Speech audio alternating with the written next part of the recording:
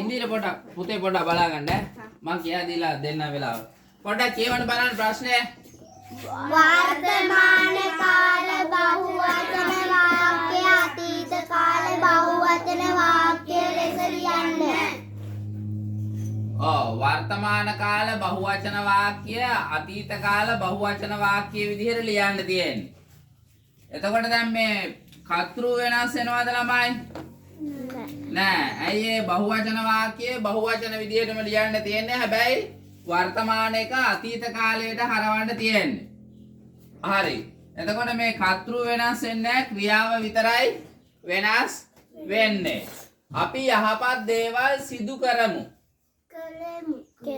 කලෙමු. very good. අපි යහපත් දේවල් සිදු කලෙමු වෙන්න ඕනේ නේද? කරමු කියන එකේ මම කියා දීලා තියෙනනේ කලෙමු. අපි විනෝද චාරිකාවක් යමු.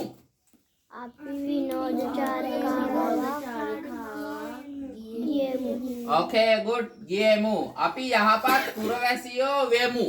අපි යහපත් පුරවැසියෝ වෙමු නෙවෙයි.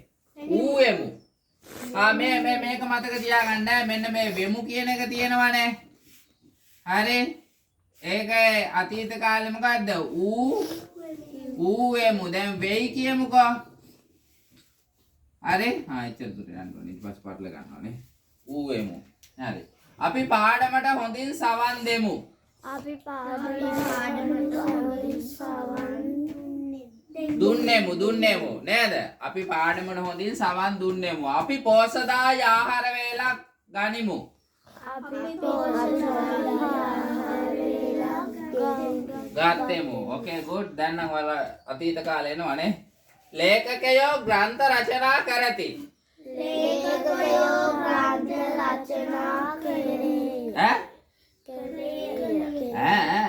බහුවචන කොළොය. කලෝය එක්ක කල ඇයි මතකද දෙවිදියකට කියා දුන්නා නේද? එක්ක කොළොය එහෙම නැත්නම් කල හරිනේ. දීවරයෝ මාළු සොයා ගැඹුරු මුහුදට යති. දීවරයෝ මාළු සොයා ගැඹුරු මුහුදට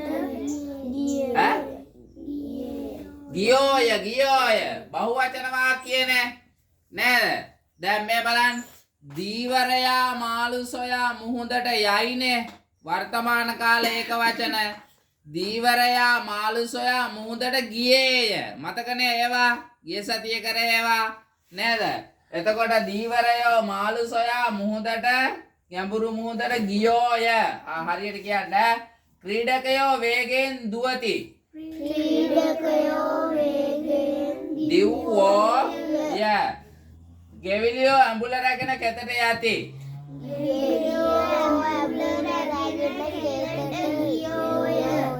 ගියෝය නැත්තම් ගිය. කූඹියෝ පේලියට ගමන් කරති.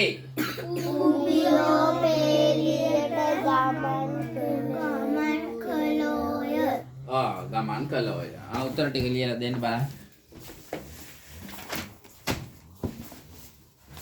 අයුල්ලනේ